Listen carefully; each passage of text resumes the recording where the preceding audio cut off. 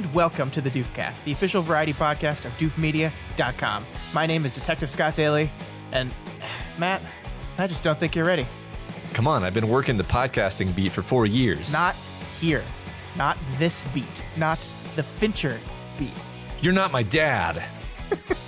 This week on the Doofcast, we are continuing our Deconstructing director series, looking at the films of David Fincher. Today we are discussing our second film in the series and David Fincher's second film, 1995's Seven, starring Morgan Freeman, Bradley Pitt, and some other guy. Bradley Pitt, yes. And that's all we're doing today, Matt. We're just talking about Fincher. We're just talking about Seven. It's a wonderful movie, and I think we're going to both have a lot to say about it, so we've kind of set aside this whole hour to just dive into this movie. Yeah, I mean, I think honestly, after talking about Seven for an hour, we're going to be too exhausted to do anything else. So. That's fair. So let's waste no time and get into this super optimistic and hopeful and sunny movie called Seven. Do you like what you do for a living? These things you see? You have to wear blinders sometimes. Most times. Detective William Somerset is looking for a way out. You're retiring. 6 more days and you're all the way gone. So how long have you lived here? Too long. Detective David Mills is looking for a way in. We'll be spending every waking hour together from now until the time I leave. I'll show you who your friends and enemies are. Look, I worked homicide 5 years out here. Now, Ladies and gentlemen, we have ourselves a homicide. they're caught in a game. No fingerprints and no witnesses of any kind. Nope. About the only thing we know about that guy right now is he's totally insane. Where the price of sin is death. So Matt, this movie is the opposite of everything I just said there. yes. So Seven is, I guess we should say this is a full spoilers discussion. If you've never watched the 1995 film Seven, we're going to be talking about all of it, and you should really go do that because it's really good. But Seven is a movie about 2 homicide detectives that encounter a very deranged individual who is killing people representative of the 7 deadly sins as part of some grand plan. It is a thriller film directed by Fincher and written by Andrew Kevin Walker, and it is one of, if not the best thriller ever. Seriously, I can't think of a better thriller movie than this. It's phenomenal. I think that might be true. And on top of that, it's one of the few thrillers that are just a complete and utter downer. Oh yeah. Because, I mean, we were talking about this earlier, like most movies, you're sort of operating within this implicit contract that you're going to get some kind of catharsis. Sure. It's just sort of it's a norm of storytelling so common as to almost be assumed. Although it's not universal. Clearly there are stories that don't provide catharsis, but Yeah. very, very kind of almost expected, especially for like a thriller. They're going to catch the bad guy. It's going to be great. This movie provides the barest hint, wisp of possible conceptual catharsis at the end. Oh God, yeah, it's such a little crumb. And it's layered on top of a layer of just like a giant middle finger to you. No, this movie is not here to give you catharsis. This movie is here to make you feel like shit, and it succeeds at that. Yeah, totally. Yeah, and it is fascinating that the bad guy wins in every way. Everything he wanted to accomplish, he accomplished. Yeah. There is, oh God, it's so dour, it's so depressing. But it's really, really smart too. It's really clever. It's really interesting. It's super engaging. The movie like holds this chord of tension throughout all 2 hours of it. You know, the thing that really surprised me was that the third act, when John Doe is caught and they go through that whole process, is 25 minutes long. Mm-hmm. I didn't realize it was that much of the movie, because when John Doe showed up at the precinct and said screams detective and holding his hands out, that amazing shot, I paused it to see how much of the movie was left. It's 25 minutes left, and I was like, wow, I don't remember being that long, but it's the most important part of the movie. It's the coda, and this movie has like, as dour as it is, it's one of the best, like, satisfying is the wrong word, but like, it ties everything together that the movie was trying to do so perfectly. Yeah. It really takes its time with that part of the movie. Yeah. And one thing that's amazing, I guess we don't have to go in order. Like, one thing that's amazing about that part where they're just driving in the car together is it's really a rather long conversation. Then there's a lot of back and forth. There's even sort of an exchange in terms of who has the power in that conversation, or who your sense of who has the power changes. Yeah, and Fincher's camera reflects that as well. Yeah, and it never crosses the line into like didactic preachiness of like, now we're telling you the themes of the movie. For me, like, I've seen this movie a few times, and it still feels like this electric, character-driven dialogue, when of course the dialogue is delivering the thesis of the film directly. Yeah. It's really, I mean, the screenplay deserves a lot of credit. Obviously, Fincher deserves a lot of credit. Then you have these three incredible lead actors playing off each other in that scene in particular. It's really just an immaculately put together movie. Yeah. And I mean, the thing that really, like, I had never sat down and like analyzed this movie before. I've seen it so many times, but I've never really sat down and done that. And the thing that really jumped out at me this time was that, you know, John Doe is the antagonist, but he is almost irrelevant to this movie. What this movie really is kind of a battle between Morgan Freeman's Somerset and Brad Cooper's Mills, and their life philosophies and their outlooks on the world. And what's fascinating to me is we have Somerset, who's this guy he's an old man, he's tired, he's retiring in 7 days because he just can't fucking handle the world anymore. It just depresses him. They're not accomplishing anything. They're not making anything better. Everything's worse. He doesn't get it. Then we have Mills, who's this new hotshot detective that wants to be the hero, wants to come in and save the world, that believes that the world is good and that they are doing good. And the people like John Doe are an aberration, not the norm. And at the end of the movie, like right before the third act, they confront each other on this thing. They confront each other. And it's a beautiful argument between the two of them where Brad Cooper just is like, no, you're wrong. I do not believe you. I do not believe it. And he wins that argument. He gets, like, the way the scene is framed, the way Fincher shoots it, he wins it. He's the one that gets up and leaves Morgan Freeman like standing there kind of like blown away. And then you get the beautiful shot where Morgan Freeman like takes the metronome that he's been using to block out the sounds of the city and smashes it against the wall, like almost as if Mills has gotten to him on some fundamental core level. And then the movie goes, nope, fuck you. Yeah.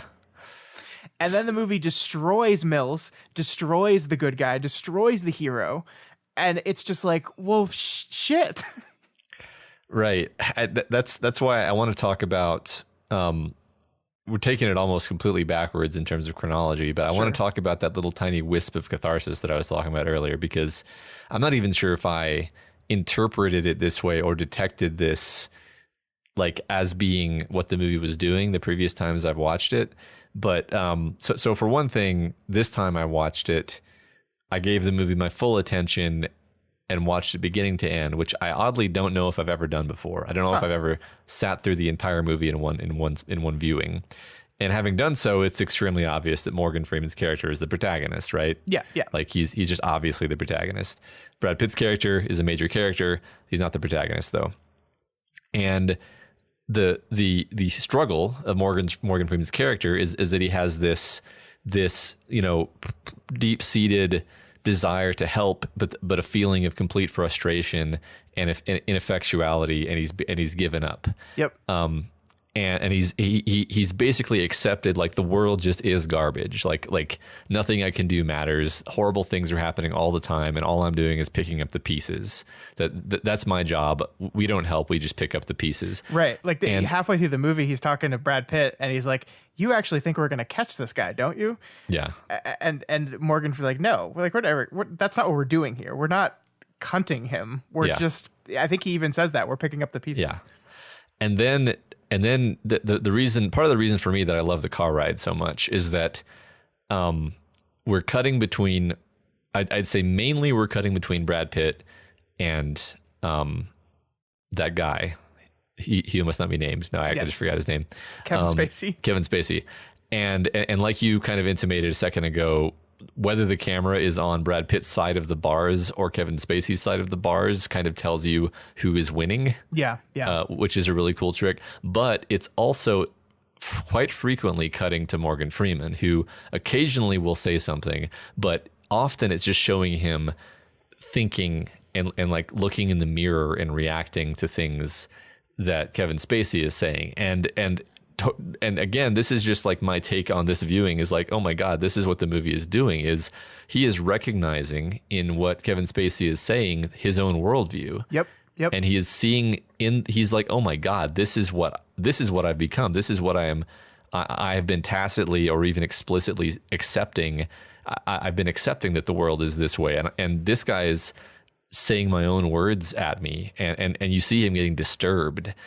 And then when the movie ends and he says, I'll be around, that's the little wisp of catharsis where you're like, oh, thank God. Yeah. Like that's at least we get that, right? Right. Well, and then the final line of the movie is just a voiceover of him saying the Ernest Hemingway quote, right? Yeah. Like the world is a fine place and worth fighting for. I believe in the second part. Yeah. And that is the transformation of the character. That is the change of the protagonist, that through this experience, as horrible as it was, as much as the experience almost proves Kevin Spacey correct, it doesn't get Freeman to suddenly see the world as a good place. He still doesn't have maybe the idealism that Brad Pitt had, but he recognizes that that he cannot be apathetic to it anymore. He has to do something. And yeah, I mean, it's a little tiny sliver of hope, little bitty rainbow at the end of this movie filled with rain. And that's it. But it is there. It is there. And I think you can grasp onto that as, the world is sometimes terrible and awful things happen, but we got to keep fighting against it. That's all we can do. Yeah, right. It's really, I mean, I think Morgan Freeman's performance, it's probably my favorite. I think it's definitely my favorite of his performances in any movie. Just the subtlety and then the idea that like he's so restrained, but you can still detect his anger under the surface. And like I think maybe one of my favorite kind of touches is how he sees all this heinous, horrible shit for the entire movie and just kind of takes it in stride in a long suffering way. And then when he opens the box, his reaction is just like complete shock and horror. Yeah. And in that moment, you're like, it's on, right? Like it's real to you. And it's because you've seen this guy see all this stuff and just shrug it off. And now he's reacting this way to this thing. And you don't even get to see it. Right. Yeah. Yeah. I mean, that is an interesting thing that I wanted to kind of focus on in this movie generally. This is an ugly movie. It is a violent movie.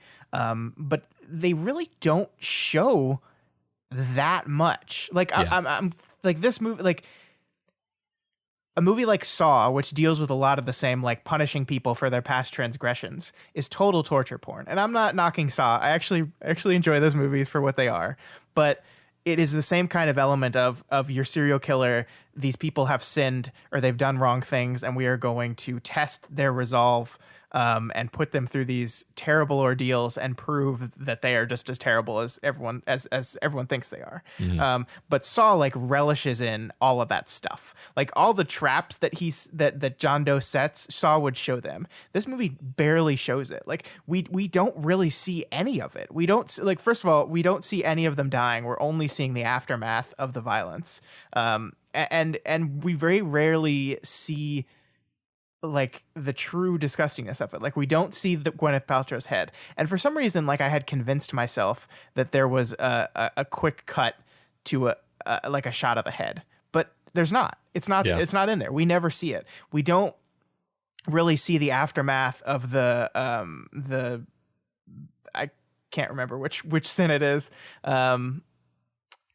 the lust. We don't see the Yeah. aftermath of that awful thing. It's being like blocked by Brad Pitt's head Yeah. to the degree that you see anything. Yeah. But then what you do see is you see the guy who did it, his like panic freaking out reaction. Oh my God, which that's is way such a- more disturbing, right? Yeah. It's so much better than just showing what a mutilated corpse looks like. Seeing the guy that was forced to do it is so much more impactful that you don't need to see any of that.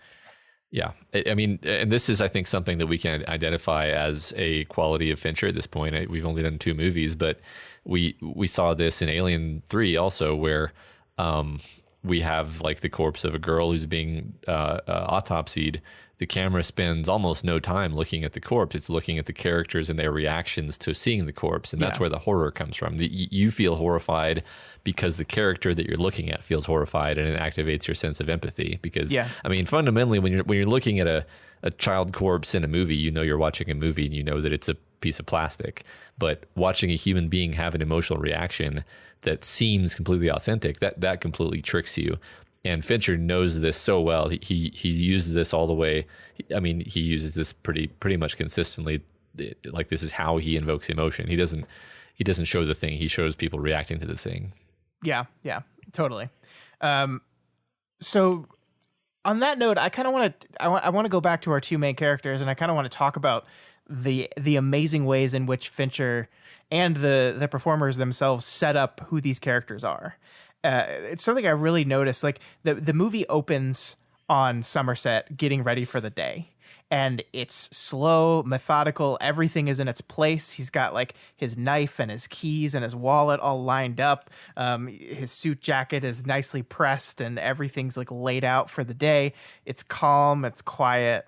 And it's just a perfect way to characterize who this guy is. That's just like slow and kind of resigned, and indifferent. And then after these like incredibly disturbing main credits that include that 9 Inch Nails song, that was like really like, it's so weird because it starts calmly with this detective and then cuts to this insane like collage of images, similar also to the opening of Alien 3, right? Exactly. Where it was just like a lot of this fast cutting and quick images. And this like sonic assault, like it's a highly distorted and dissonant version of Closer, which is already a rather aggressive song. I don't. That's what's funny is I don't actually remember that being in this movie. I've totally seen this movie before. I did not remember that intro sequence being in there. Yeah, and I also think the mix on it is turned a little up on that song specifically. I think it's louder than the rest of the movie to kind of assault you a little bit more. And I know this because I was watching this in bed, and my wife woke up and was like, "What are you doing?" And she normally doesn't wake up because I normally watch TV in bed at night before I go to bed, and she normally does not wake up, but she woke right up. It was like, what is this? So I think the mix is a little higher there intentionally. But then after we come back from that opening credits sequence, we meet Mills, and he's waking up for his day, and he's disheveled. There's shit everywhere. Like, he just like, his shirt is untucked and he like puts on his tie. It doesn't even look like he showers. It looks like he just rolls out of bed and then gets ready. It's like the exact opposite. And this continues throughout the entire movie. And this is something I think Fincher does really well with, and why he's as meticulous of a director that he is, and why he requires as many as many takes as he does, because he's constantly characterizing both of these people throughout the movie. There's just little bits like Pitt is a very twitchy, energetic character, Mills is, and he's constantly moving. There's one scene where they're like waiting in the precinct, and he's just spinning around in the chair, and he's just like constantly walking around, moving, needing to be doing something. And Somerset is the exact opposite. He's like, the scene that really stood out to me this time was when he goes over to Mill's house for dinner with him and his wife. He's like he's sitting at the dinner table, and he's just got his dinner napkin, and he's just slowly folding it. And then he takes that slow fold and just wraps it over his hand. Like, and there's no like function for that. It's just like a tick that he has, like this slow, methodical, organized tick. And it's like all this, like every scene has little bits of character work for each of them in those moments. Little things that tell you about the character without any lines of dialogue. Yeah, definitely. All of the fidgeting. Just, I mean, this is definitely early career wild Brad Pitt's energy. Yeah. it just I mean, it reminds me of 12 Monkeys almost, where Sure, he's not playing a deranged character here, but it's just it's a similar level of like flailingness, but it works perfectly in this movie. Like, you buy him as this young detective who's just frustrated and thinks that he can do it, and just, from a writing perspective, it's like, yeah, you've got the guy who doesn't believe he can make a difference, and he's just very, very slow and methodical. And then the guy who just has endless energy that to direct at any target, but he doesn't have any experience. Like, that's one part of the movie I completely had no recollection of, is this part where Pitts gets the case. I keep saying Pitts. It's Pitt, Brad Pitt. I know his name. He gets the case, and he kind of like picks at it at his house and then falls asleep. And then Morgan Freeman's character, like, he didn't even get the case, and he like goes to the library, has like an enjoyable evening listening to music and doing like research. Classical music is playing, and he's like, yeah.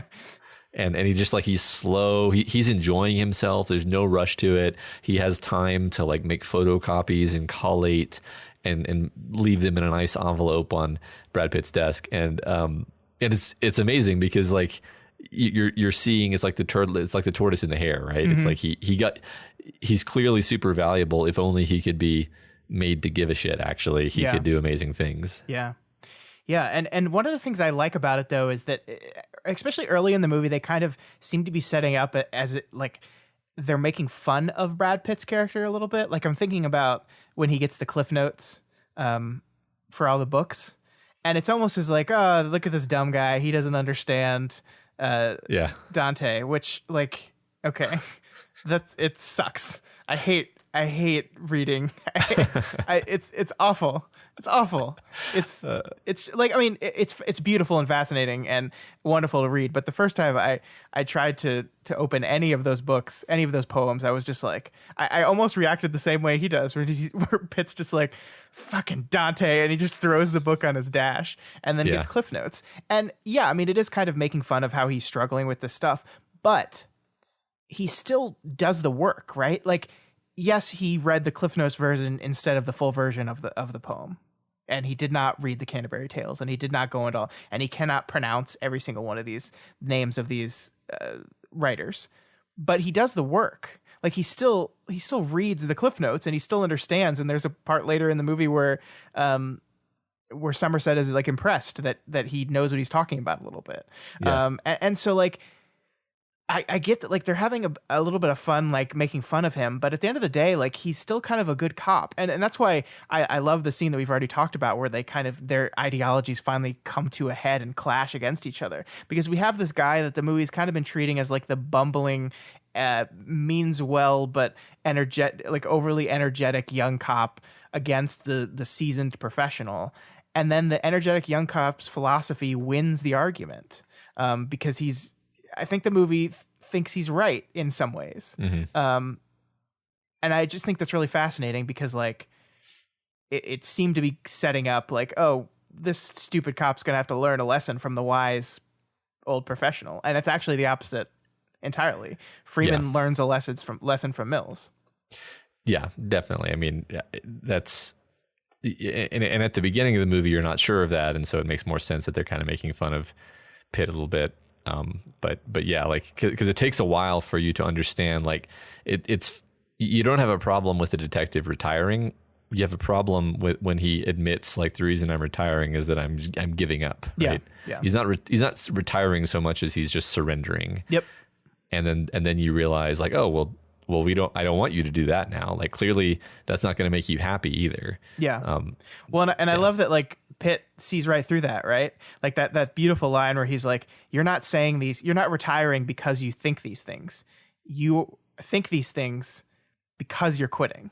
Yeah. Yes, you believe the world is bad. Yes, you believe that apathy is easier, but you don't actually not care. Like, you are pretending like you don't care, but you're only pretending like you don't care because you're quitting. Yeah. It's not true. Yeah. And I love that so much. Yeah. It's such good writing and such good dialogue. And embodying different philosophies with character, which is like kind of my favorite kind of storytelling. And everything they do embodies these philosophies. Like Freeman is alone. He's single. He's alone. Brad Pitt has the beautiful Gwyneth Paltrow, who's just like this like absolute sweetheart in this movie that's just been put in this awful situation and doesn't know what to do. And that like, so that contrast is perfect. The place that they live is perfect. Morgan Freeman lives in this place where the city is loud, but he uses a metronome to drown it out. Brad Pitt lives under, above, or in the middle of a subway. Yeah. It's the most ridiculous, like over the top subway noises ever. Right. So it is almost as if Morgan Freeman has learned out how to drown out the noise of the city.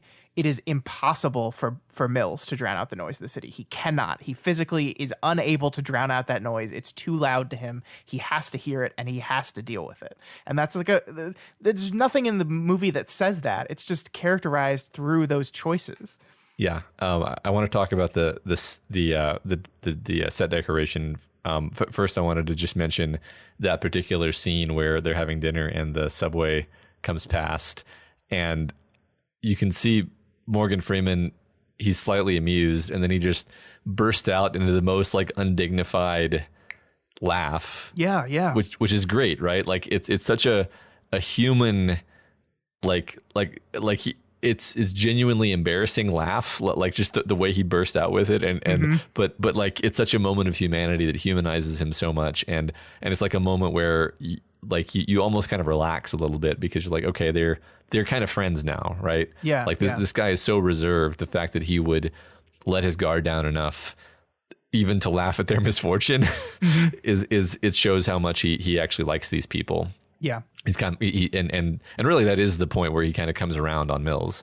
And then they start working together in the living room, and then they're basically functionally they're partners from that point on. Yeah. I just thought that was great. And there's all these little details in that scene that when Somerset is laying out the picture saying we need to look at the scene again and we need to focus on one particular thing, and Mills is like, I'm gonna go get another beer. You want one? I'll take wine. He pours the wine into a glass. Yeah. And they have wine glasses because we saw that they were wearing they were drinking out of wine glasses earlier in the scene. But he pours it in and it's like a big pour. Huge, and like yeah. The movie doesn't draw attention to it, but like in the corner of the frame, when the camera is in focus on Brad Pitt, you see Morgan Freeman pick up the wine glass, realize it's wine in a cup, and just give this look of like, huh, okay. And it's like all these little subtle, and that's like Fincher, again, one of the things that Fincher is notorious for is take after take after take after take. And it's because he's so meticulous and he pays attention to if it's in the frame of the scene, it matters. Every little bit. And I think you were just about to dive into set dressing, which is like one of the best parts of this movie. Because everything in the frame is telling a story. Everything is doing something. Right. So, and we can really start wherever on this, but and this is definitely a motif of Fincher's movies is just like the grunginess level of most of the settings turned up to 15. Yeah.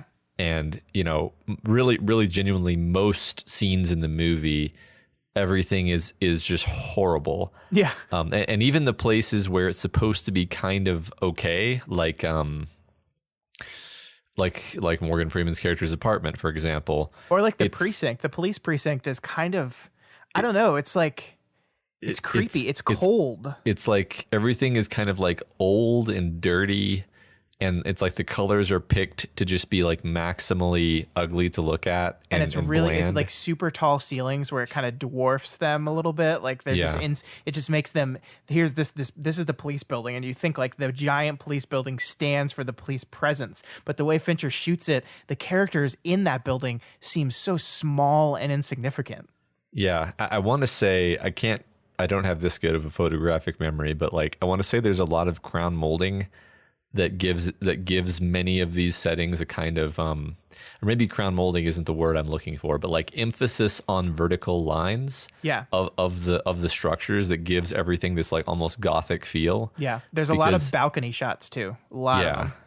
Like it's funny because if you just take a shot and compare it to like something from a Tim Burton movie, it's not, you wouldn't say like, oh, that looks like Tim Burton, but like it does have this sort of gothic feel to it of just like everything is imposing and unwelcoming.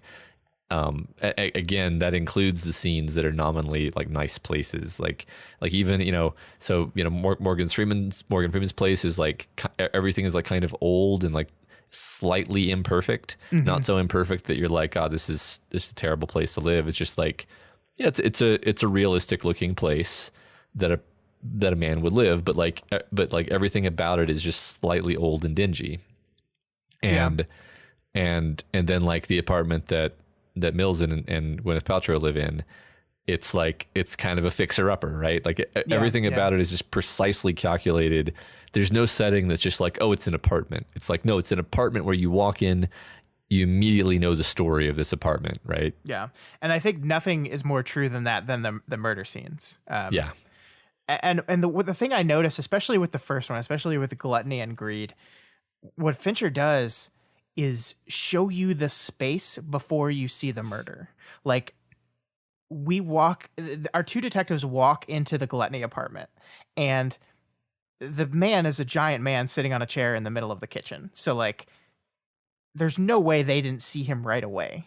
Yeah. But they almost walk around the exterior of the apartment for a long time, like looking at the shelves. Like we see the shelves, we see the food, we see all of these things before the camera kind of finally zooms out and gives a little bit more geography to the space. And the two characters almost like are standing in front of the corpse and then move to the left and right to reveal the corpse in front of them. This massive thing. It's just like the patience to establish the environment before going right to the thing that is central to the scene, I think is something that Fincher does a lot. Because he does it again in the Greed scene too, where we don't see the body. By the time we're in that scene, the body has been carted away. But Mills walks into that office. The floor is being blocked by like a table, by the angle at which the camera sits in, and we see two techs working, but we don't see what they're working on. And then he sends them away. He's watching the DA announcement on TV that they have their best police officers working on this, which in this case is him, and he's like excited and nervous about that. Right. And then from that moment, then we suddenly cut to an overhead shot, and we see the big Greed written on the floor and the giant stain of blood. And we've been in this room at that point for like 90 seconds. And then we cut to the big central focal point of the room. It's just like the patience with which Fincher holds those reveals, I think is really powerful. Yeah, absolutely. I mean, I think he does something similar in pretty much all these murder scenes. Yeah, like as we're going to, I guess it's the Lust murder. Like they go down this long hallway, and you're assaulted by this all the like weird colored lights and sounds and claustrophobia of the environment before you get to the murder, and even then you barely see anything. I like when they visit John Doe's apartment, because it's such an interesting like the camera almost like hugs the walls in this way that makes you feel uncomfortable, and like you want to be able to look around and get a sense of where you are in this creepy place, because it's like the creepiest environment in the world. Yeah. But it never lets you. It kind of reminds me of what he was doing in Alien 3, where you desperately want the camera to be showing like the environment so that you can tell if the alien is sneaking up on the person, but the camera is like showing their face at an upward angle where you can't really determine anything about their surroundings, and it's really frustrating. He sort of creates that kind of effect a lot, where like he'll have like there's a scene here where Brad Pitt has like a flashlight, and it actually becomes suspenseful if you don't know that nothing's going to happen. But like he's got the flashlight's not working, the camera is on him, you can't really see his surroundings that well, and I think it's all just calculated to make you uncomfortable. Yeah, I love that the flashlight is failing, because it's almost as if to say that this place is so overwhelmingly dark that light cannot exist here. You bring in this flashlight, the flashlight was working fine before, and then you walked into John Doe's apartment, and suddenly the flashlight cannot stay lit because it's so dark, it's so ugly in here. I love that. I love that so much. It's such wonderful details. Yeah, I mean, that whole apartment is fantastically decorated. And the thing that's really interesting so we see that there are like things on the wall, like 7. I don't know. They're not plaques, but they're like little trophy case things. Yeah, like a little trophy case that he's got of each one of his people. And we see the camera shows us the gluttony one. It shows us greed. It shows us sloth, which is the hand, I think. Right. And then the clue for lust is how they eventually find the body in that one. Yeah. But it never like lets us see the rest. Like, and I don't know if there was anything in those cases or not. Like if the plan was to add them later. That's the other thing is like, they find John Doe before he expected it. It's like the one time in this entire movie they outsmarted him by using some illegal, definitely against the law, surveillance of civilians. And so I don't know like what his plan would have looked like if they hadn't done that. So like I don't know if he had targets for the final 3 already, or if like I am going to just my attempt is to destroy one of these police detectives, or he's just like, oh, this guy's perfect for it. And I don't want to know that. I'm not criticizing the movie for doing that, but I think just the being robbed of seeing what is in the trophy cases for the final 3 sins is part of that whole uncertainty of that. Yeah, that's a good point. Because on this viewing, I had an impression that I don't think I'd ever had before, which is that John Doe basically picked out Brad Pitt as his victim sort of as he's going along with things. Yeah. And because like at least one of these people he'd been victimizing for a whole year prior to this. Yeah. So there's a huge amount of planning. But like when he gets the photo of Mills and then Mills yells his name at him, you realize like, oh, that was totally the cause of his wife's death and everything that happened here. That's horrible.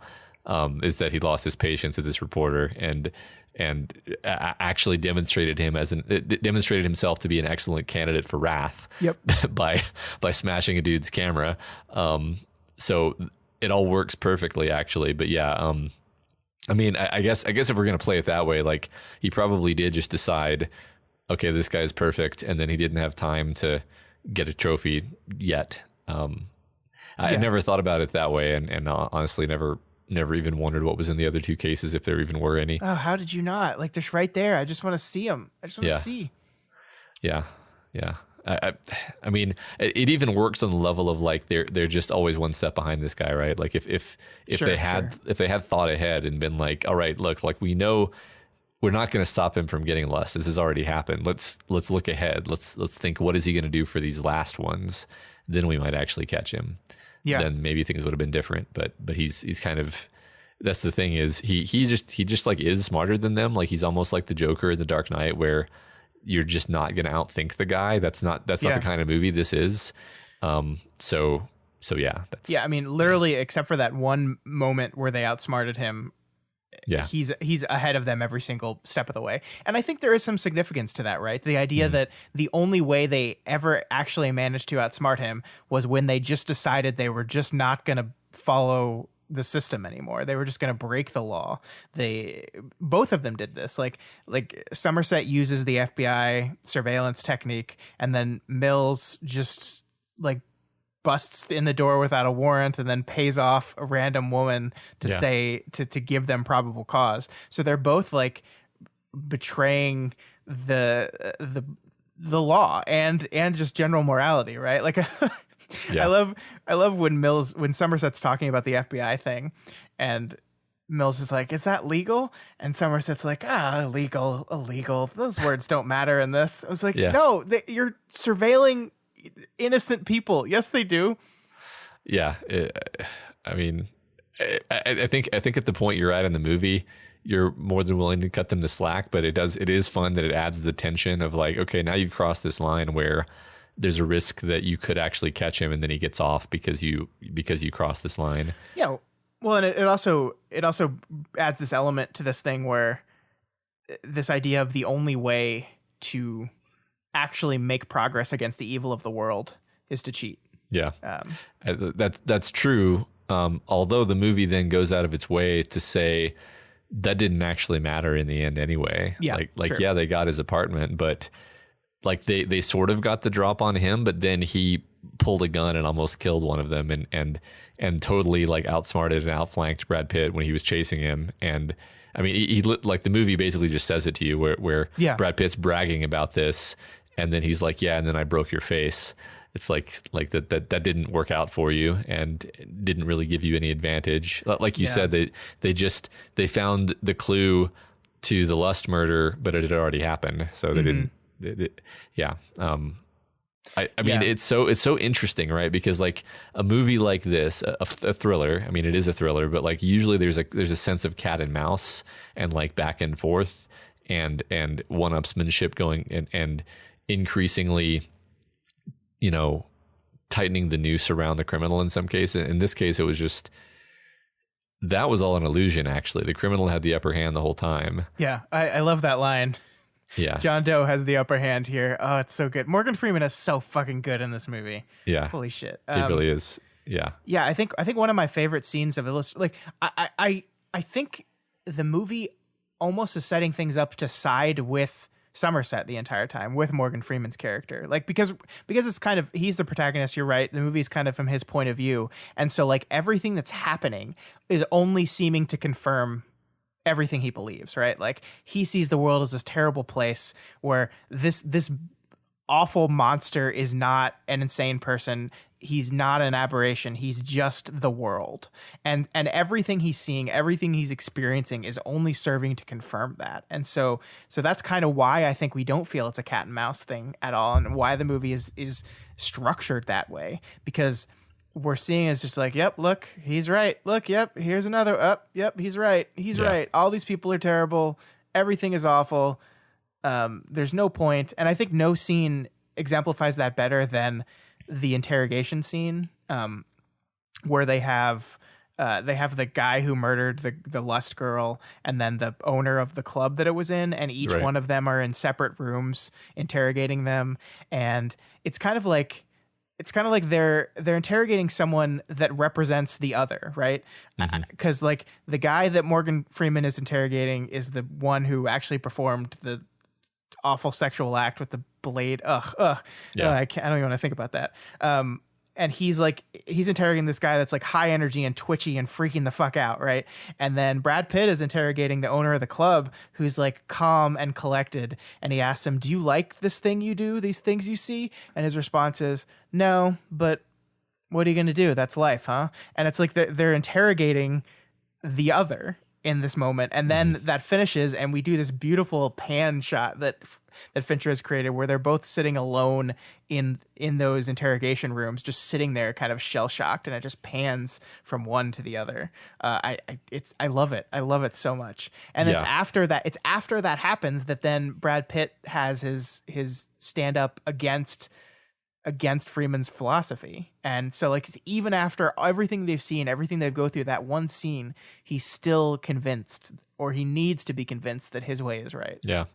That's a really good pull, pointing out that they're basically interviewing each other in that scene, because I feel like almost the cliche thing to do would be to have Mills interviewing the brothel owner and have the guy be like, no, I don't care, I don't give a shit, you know. But like, no, the guy's immediately like, no, I don't like having to do this, but this is just how it is, right? And it's actually surprising, and you're like, oh, well, this guy actually has some self-awareness. That's interesting. And then you realize the self-awareness is just empty, right? It's Sure. He's given up, just like Morgan Freeman. Yep. Okay, so we have to talk about Kevin Spacey. We can't not. Up front, Kevin Spacey's an asshole and he's a terrible human being and blah blah blah blah. Okay, that's like that is true. That remains true. He's really fucking good in this movie, and in retrospect, maybe we should have seen it coming. That he plays this awful psychopath really, really good. He plays him really well. Well, I'm pretty sure Anthony Hopkins hasn't actually murdered anybody, so that's fair. That is fair. But yeah, I mean, I don't know if it's his best role. It might be his best role. Although I also like yelling Kevin Spacey energy in other movies. Sure. But just the creepiness, the like that scream, the detective scream, when he kind of introduces himself is like iconic to me. Yeah. Just the unhingedness of it is absolutely perfect. Yeah, and in the entire car ride scene, he's just I mean, he's killing it. Like the way he says the lines about like when he's calling out Mills on his bullshit and is like, you're only alive because I let you. Yeah. Like and how, as they're getting closer, you see he's like vibrating with excitement. Oh yeah, he gets so excited. It's like almost childlike. Mm-hmm. And Morgan Freeman calls him out on it, but it's so there's so many nuances to this character, right? Because it's not just he's like flat and creepy and he's a psycho. He's got tremendous range in that very scene, right? He's childlike and giddy. He's outraged and almost like carries this air of like righteous indignation, even though he's not righteous, clearly. Yeah. As he's like yelling about these sinners that he killed. And how they deserved it, and then of course there's like the smugness, and then there's the like coldness, but then you get the sense that like the cold detachment is kind of a facade that he puts up to hide all like a lot of like roiling emotion that's under the surface. Yeah, and he conveys all this pretty. He shifts between these modes so seamlessly. You really believe this is like this guy is here in the scene. And then there's the moment when Brad Pitt shoots him and. Right before he pulls the trigger, it cuts to a close-up, not a close-up, it's like a medium of Kevin Spacey on his knees, and he just closes his eyes, right? And he's got this, it's not like a full smile, but it's like this look of contentment, this look of I won, and it really just kind of turns the knife a little bit. Like we're already witnessing him win. We're already witnessing Brad Pitt fail and lose and destroy his life. And yet it gives us this tiny like 2-second cut of just like this look of I win, and it's so like disgustingly like effective. It really is.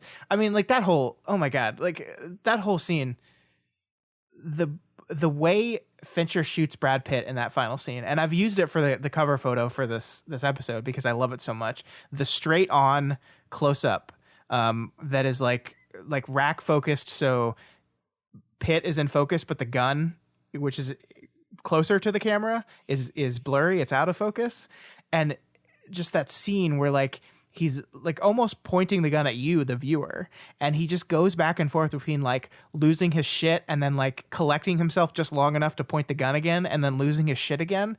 And Fincher lets this go on for a long time. Mm-hmm. Like it's like 30 seconds of him just like I'm gonna do it. No, I'm gonna do it, and then I just get overcome with grief, and it's a long time it sits with this, and it's so good. It's so fantastically done. You are watching this guy just disintegrate as he processes the fact of it. He reacts with shock and denial, and then realizes it's true. And then you see the rage and loss building in him, and it doesn't work if it's an immediate reaction, right? It's not believable if it's an immediate reaction because the incredulity at first is actually completely how a person would react. It's like, no, that's too horrible. I reject it, and then he basically goes like practically catatonic afterward for all intents and purposes. Yeah. Well, and then the thing that finally gets him to pull the trigger, right? Like you can almost see the battle going on inside him, right? Where like he knows it's wrong and he's trying to stop himself from doing it. He's trying to not let the wrath, for lack of a better phrase, come over him. And then Fincher just inserts this like 1 frame, maybe 2 frame shot of Gwyneth Paltrow. Yeah. As if like a picture of his wife just flashed in his head, and that's when it's over. That's when he loses it. It's so good. It's so good. It's like incredible filmmaking. That entire scene, that entire moment with the 3 of them standing there. Oh my gosh. Yeah. So another thing about that sequence that I wanted to point out is the environment. They're in this like brown desert hilly area with these high tension cables everywhere, which just makes it, I don't know who thought of that as the setting, but it's so creepy and weird and like alien. And there's like a hum to it, right? Like there's an electric hum to it from the cables. Yeah. It's just this like, it's dystopian, right? Mm-hmm. and then it keeps cutting to like these long distance crappy binocular shots from the helicopters, right? Like looking at these people standing on the grass together. So it's like poor focus. You can't really see their faces. Obviously you recognize them because of their clothes, but repeatedly cutting to these like low quality, shaky, long distance shots. Yeah. With the sound of the helicopter and everything. And it's just the whole feeling of that scene is just, it's like, it's exhausting.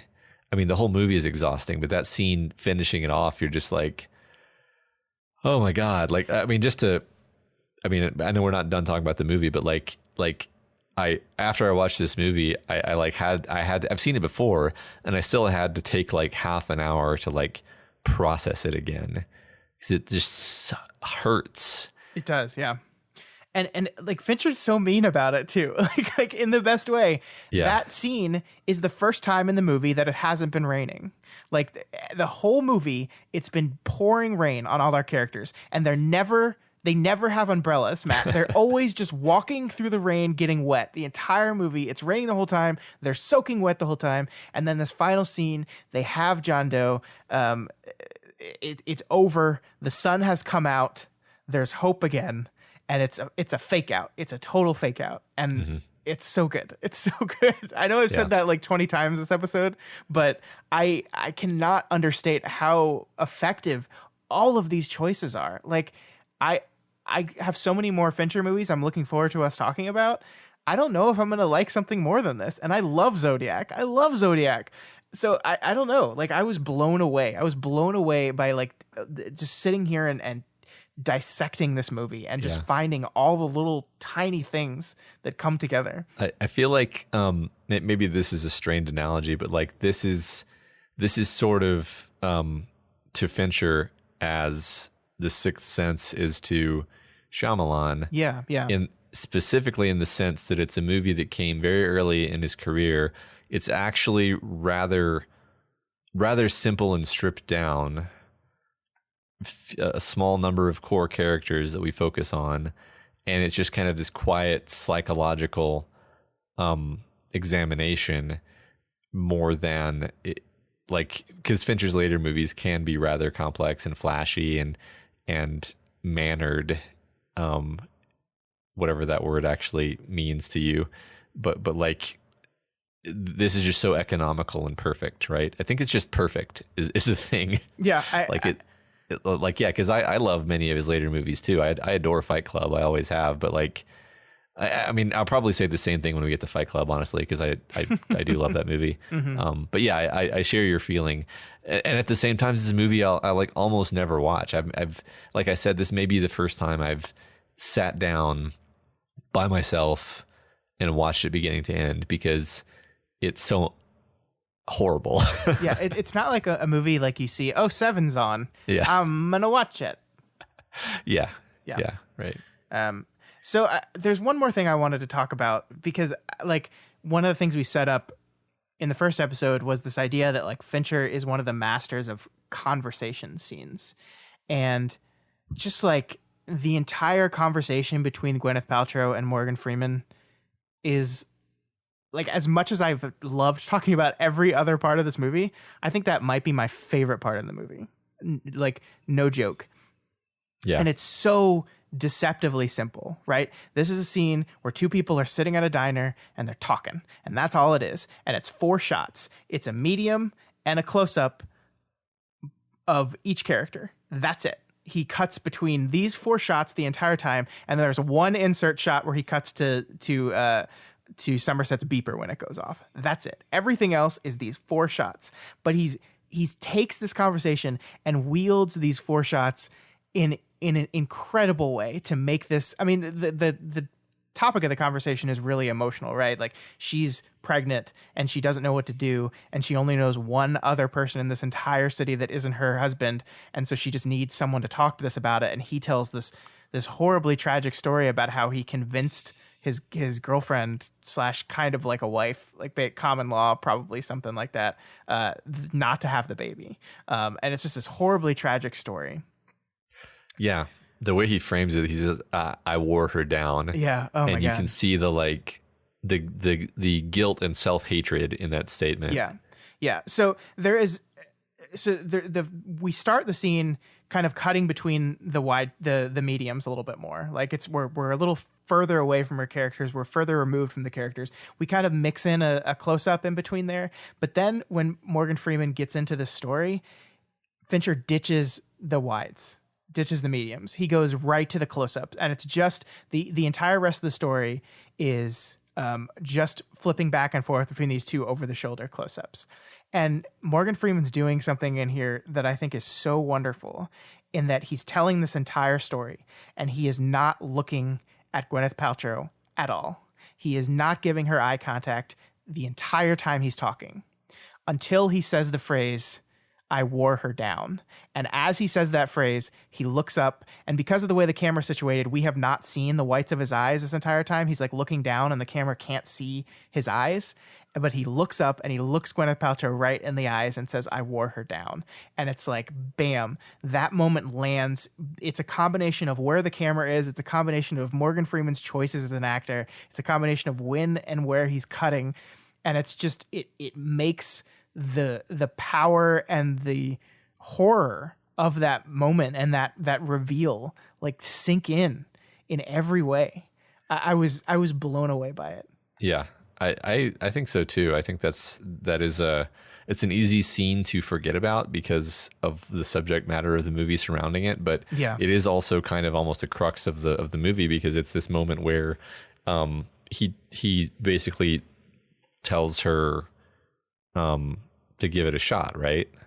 Am I misremembering? Yeah. Well, he says, yeah. So he says, I think I made the right decision, but a day does not go by that I don't regret it. Yeah. Right. Which is an interesting sentence, right? Like, I think I was right. I think I did the right thing, but I still regret doing the right thing. Yeah. It's interesting. I mean, it puts you in the headspace that he is in right now, where he's like, I know that the world is a garbage can, but man, I sure am sad being in this garbage can alone, right? And yeah. And he's the kind of person who can't give up, right? So yeah, no, I love that scene, and obviously, like, the movie completely doesn't work without that scene, because that's crucial to making you understand who Gwyneth Paltrow is as a human being, right? And of course, just the fact that she's pregnant is important to twisting the knife later. I think plot wise, it's important to help push Mills over the edge. But yeah, I mean, I think their relationship is so fascinating because, like, I loved her calling him just out of the blue and just being like, look, I don't have anyone else to talk to. Like, I have no one. And it's like, there's a thing going on between Gwyneth Paltrow and Morgan Freeman. And it's not like a sexual thing, right? It's not that, but there is, like, I love the dinner scene because she sees something in him. I love that. Like, why aren't you married, William? Like, it's just this, like, she's kind of fascinated by this person and she's like really into him. And I love that, like, it makes so when she calls him, it is out of the blue, but you can kind of see why she got to the place where she would feel comfortable calling him. Yeah. I think that she, like, admires him, and I think he kind of falls platonically in love with her, if that makes sense. Yeah. I think they have more in common than she and Brad Pitt do. Right. I mean, I almost see it as like he instantly takes to her and is protective of her. Yeah. And I think it's great. It speaks a lot to her character that they're just not getting along, and then she's like, we're having him over for dinner tonight, and that basically is what makes their friendship. So, yeah. On a lighter note, I want to bring up a motif that I've noticed in Fincher's films, which is littering. Okay. What do you mean by that? I mean, I almost just mean Brad Pitt littering specifically because and I think it works in this movie because, I mean, it's funny, I didn't even really calculate how I said it, but, like, the idea that the world is a garbage can, like, people just throw their garbage on the floor in this movie, like, quite often. I the one I'm thinking of is when he comes up to Somerset with 2 coffees and he says no, and so Brad Pitt just, like, leaves it, sets one of them down. On the ground. On the ground? Right. Like, outside, just on the ground. I think that's also the one I'm thinking of. Although there may be another instance where he just doesn't want to be carrying something anymore and he just drops it. I'm not 100% sure about that, but then in Fight Club, Brad Pitt is also constantly throwing bottles and smashing things and stuff. So just this idea of like expressing the crappiness of the environment by just throwing things on the ground is a great trick, right? Yeah. I think you're right. I like that. We should pay more attention to that in the other movies and see if we see that again. I'm trying to think if I remember anything like that in Alien, but can't. I don't remember it either. Yeah. Okay, well, I think I'm just about all out of stuff to say about Seven. I really loved this movie, and if you out there have not watched Seven in a while, I know it's not exactly a fun movie to watch, but give it a watch and maybe have the stuff we were talking about in our mind as you're watching it. And I think you will grow to appreciate a movie that you probably already liked a lot more. Yeah, I mean, like I said, setting aside the time, turning off the lights, watching it beginning to end, extremely rewarding, although just as kind of horrible, if not more so, than it had. Because honestly, like, this is one of those movies where I usually watch it with the lights on and kind of distracted because it's too intense. And I think that's kind of doing yourself a disservice, actually. Like, you got to watch it that way at least once, I think. Yeah, and I think to me, that's one of, like, the great things about this whole process is it forces us to watch it in a different way than we normally would. Like, watching movies prepping for this show in particular, I watch them different than anything else. Yeah, me too. And the movie kind of opens itself up to you in that way, and really, really like it. So totally. That is Seven. We'll be back in a couple weeks to cover Fincher's next film. That's 1997's The Game. Have you ever seen that movie? I have. I have too. It's been a while. I remember liking it. I'm trying already in my head to tie it into some of the common themes of Fincher's previous two movies, and I'm having trouble. But we'll see. We'll see. Yeah, I remember liking it too. Not loving it, but liking it. And so, yeah, it'll be fun to talk about. I love Michael Douglas, so can't wait. Absolutely. Yeah, me too. All right, so that is it for us this week. Shorter and sweeter episode. If you have any opinions on David Fincher or on Seven itself, feel free to reach out to us via email at doofmedia@gmail.com or over on our Twitter account at doofmedia. Yeah, if you're not already subscribed to this podcast, we encourage you to do so and ensure you never miss an episode. You can find us on iTunes, Stitcher, YouTube, Google Play, and pretty much anywhere else podcasts can be found. I think it's on Spotify now, too. It hadn't been on Spotify for a while, and I noticed that the other day, and I added it. So I think it should be there. Good. And of course, you can find all the other shows we do over at our website, doofmedia.com. Just hit doofmedia.com. There's a podcast button at the top. You click that button, and you'll see all 10 of our shows now. Shows like our brand new show where Matt and I are talking about the Dark Tower series that is called Kingslingers. You can also see Media MD, who this week, ironically, or is that irony? I don't know. That's not irony. Nobody knows. Elliot and Ruben talked about David Fincher's Netflix series Mindhunter, or at least the first season of Mindhunter on Media MD. So you can see that over at doofmedia.com. Or you can, and you should subscribe to that podcast too, because they do media reviews just like we do. Yeah, they're going to be talking about Aliens soon, which also connects to what we just talked about. Yeah, look at that. The synergy. We're doing great. Yeah.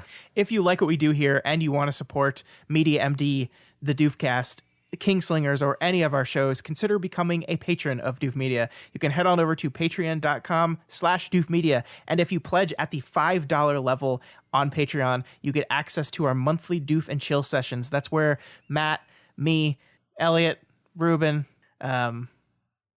Jarvis, Matthias, we have too many people now. We do. Basically everyone that is part of the Doof crew hangs out for an hour or two on stream with our people at that level or above, and they just do some fun stuff. This month, our Doof and Chill session is coming up. If you're listening to this on the 24th, it'll be today, where we are just going to hang out and play AI Dungeon for a couple hours. Matt, you want to explain what that is? Yeah, I mean, it's a GPT-2 text model, AI text model fine-tuned model that basically allows you to play like a multi-user dungeon experience where you type messages to the AI and then it says what happens next, except you can be completely crazy and it'll still tell you what happens next. And you can take it to some really, really weird places. Yep. We're just going to fool around with that for a couple hours. We do stuff like that every month at that level. And that's the $5 level, the Doof Dancer level at patreon.com/doofmedia. So pledge now and you can come hang out with us. Yeah. Also, please consider rating and reviewing us on Apple Podcasts. Every review on there helps us get more exposure and introduces new people to the content that we make here. And really, you can review us in any platform you happen to have access to. Any platform that you have access to that has a review system, because some of them don't. Apparently Spotify, which you would think Spotify would have a review system. Nope, doesn't have one. So absurd. Yeah, it's ridiculous. It's this podcasting, guys. It's weird. It's so weird. I know. They'll figure it out. No, they won't. No, they won't. We will see you all next week where we are talking about The Misfits, season 1 and season 2 of The Misfits. This is another one of our Patreon-produced episodes. I've never seen this show, Matt. Have you ever seen it? I don't even know what it's about. I have no idea what The Misfits is whatsoever. It's going to be a journey. So we'll see you all next week.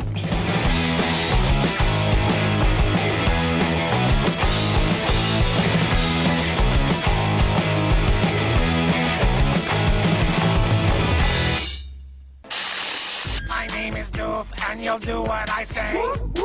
My name is Doof, and you'll do what I say.